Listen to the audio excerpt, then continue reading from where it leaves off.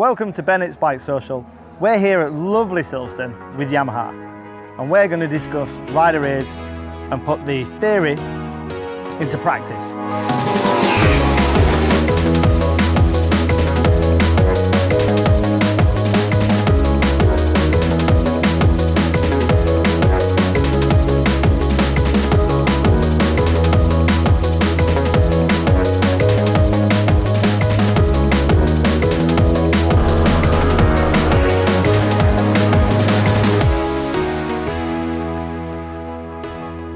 So we've discussed rider age many times before, but they've come on at such an alarming rate. They're so advanced now as we're in 2020, and the Yamaha's R1 is one of the most advanced bikes.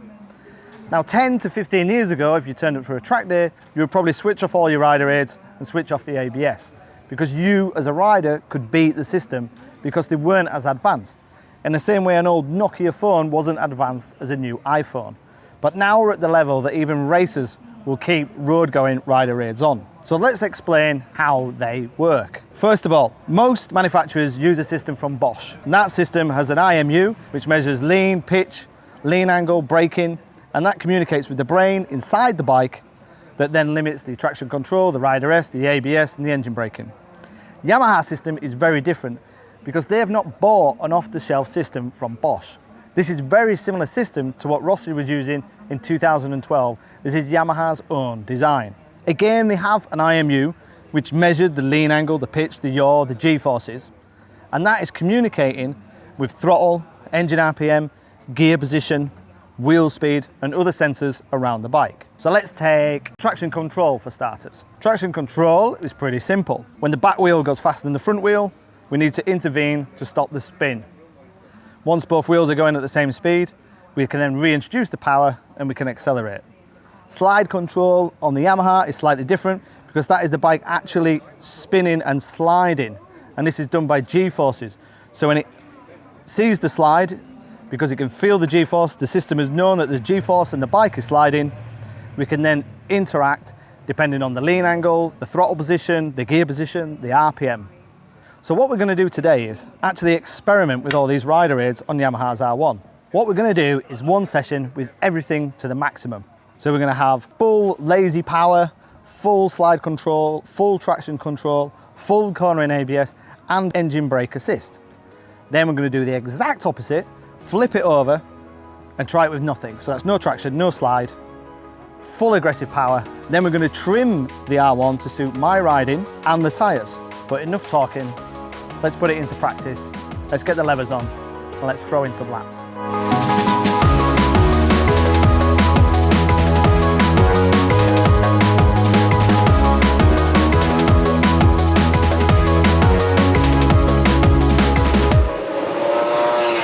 So we've just done the first session.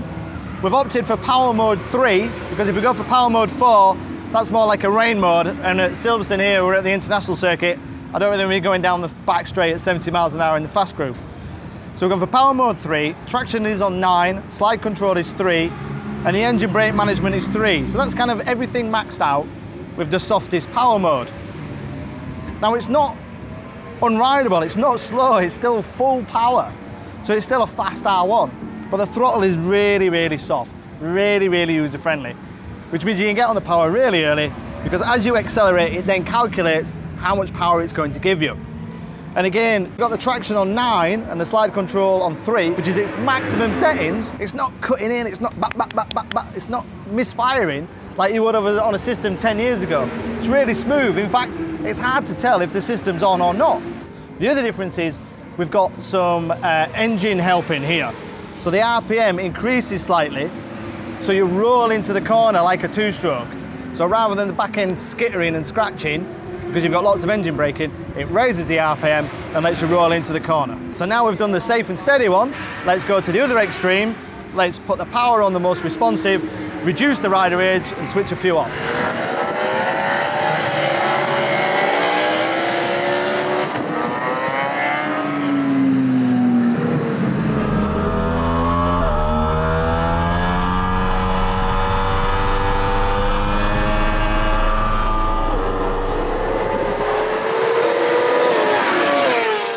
That was good fun. We've got the power on 1, so that's full power and really responsive on the throttle. We've got the traction on 1 out of 9. We've turned off the slide control and we've turned down the engine brake management. So essentially the butterflies don't open when I go into the corner, so I've got lots of engine braking. You instantly feel the difference because we've gone from one extreme to the other. The pickup is quite sharp.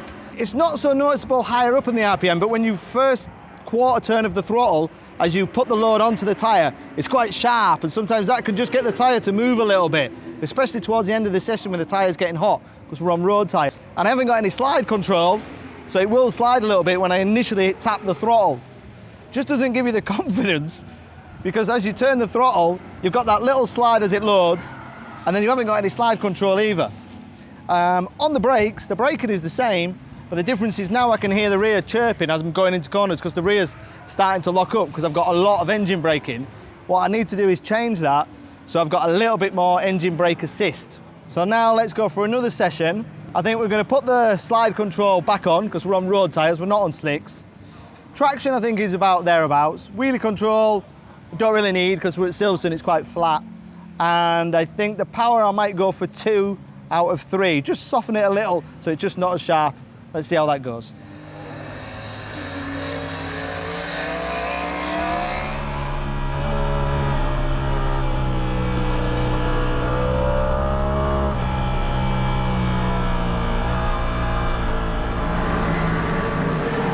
So that's another session done, and what I'm trying to do now is tailor the rider aids to how I ride. So I've gone for power 2 out of 3, so I'm kind of midway. So it's not as sharp, it's nice and progressive and linear, but it's not really quick and responsive. I've turned the traction up to 2 out of 9, it was on 1. Slide control I left on 1, and the engine brake management I put on 2. So the butterflies will open and increase the RPM as I go into the corner, which just means I've got less engine braking. So it's a bit more like 2-stroke, and you can roll it into the corner. We're about there near enough, but it's getting a bit later on in the afternoon now. I've done a couple of sessions and the rear tyre's getting a bit worn. We're just on road treads. So I'm just going to increase the traction a little and the slide a little, just to give me that peace of mind when I'm out on track, and we'll continue playing. And this is the whole experiment and the whole idea of rider aids. If you've got the capabilities of trimming your bike, like you do have with the R1, it's well worth doing. So many times I see people getting tired and putting the bikes in the van at 3-4 o'clock, but just soften the power, turn up the traction, make sure you've got your corner and ABS on, just keep riding.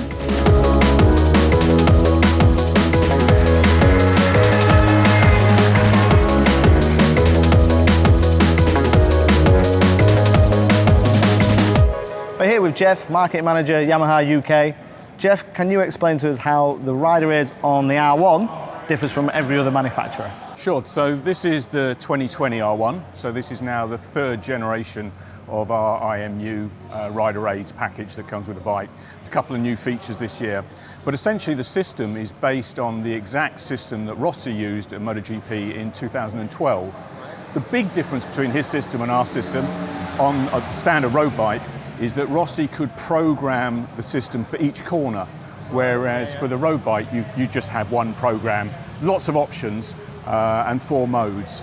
But Rossi could actually have an individual map for each corner. Just tracking around the whole track and it changed per corner? Yeah, so it knew what the grip was at each corner and what the optimum settings were for Rossi for that day. So let's look at the dash and let's see how we actually change the modes. Okay, so we'll just turn it on. There's a nice welcome screen that you get. And then essentially to access the main modes, there's a little pinwheel here on this side, which you scroll. If you press it in and hold it for about 10 seconds, you get to the mode screen. So this is now one level into the menu. You scroll it, select the menu you want, which in this case is the settings. Press again quickly, and that's then a select. So the press and hold changes the menu, press once to select. And then you can simply scroll across the different functions and build up a program, a map that suits you for each of the configurations that you want. Okay, so for example, I can have one mode with everything off, one mode with everything on, and then just have a road mode and a wet mode. And the best way I could advise people of doing it is actually keep a note of things. If you come to a track day, for example, you might want a mode for when the temperature is cold in the morning. With a little bit more traction control, a bit more slide control, then as the temperature comes up, you might want less intervention by the system, but then later on your tyre might wear. So it's so quick and easy to change the program. If you were using it on the road, you would just put in another settings for the road that would suit you. And there's always a default rain setting in there just in case. All right, a default mode. Okay, perfect. All right, let's go give it another session then. Have fun. Firstly, what an awesome day with Yamaha here at Silverstone at their masterclass. And it's been a really, really interesting experience to try all the rider aids on the new 2020 R1, both on and off and in between. So just to remind you, we started off with all the rider aids activated. So we had full slide control, full traction control, power on 3, and it was still rideable. It's still a quick bike. It's not limited in gears. And if you're a medium to slow track day rider, you could ride this R1 in those modes with loads of slide control and traction control, and you'd have a great time. You've even got cornering ABS. Just enjoy the track and enjoy the bike. But in the fast group, we went to the extreme end and we switched everything off or reduced it to their minimum settings. It was a little too much. We're still on road tyres, on road suspension. We've not set it up for the track. We're not on slicks and we're not using tyre warmers. The throttle was a little harsh, and on the first pickup of the throttle, for me, and the back came round a little bit on the braking. So I just wanted to soften it down a little bit. We're not going for lap times. We're here on a track day. We're having fun. So we softened down the power, added a little bit of slide control, added a little bit of traction, did a few settings, thoroughly enjoyed it.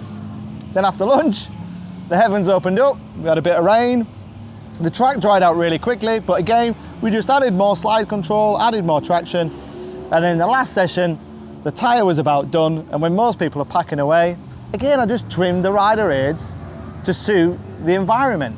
So rather than missing out on the final session because I was too tired, I just added a little bit more slide control, added a little bit more traction, and put the power back into the really soft mode that we started the day on. Rode round, scraped my knee on the tarmac, tried to look good for camera, and just enjoyed it. At the end of the day, that's what you're doing on a track day. You're not trying to set world records, you're not trying to set your fastest laps, you're just trying to enjoy riding your bike in a safe environment, and the rider aids allow you to do that.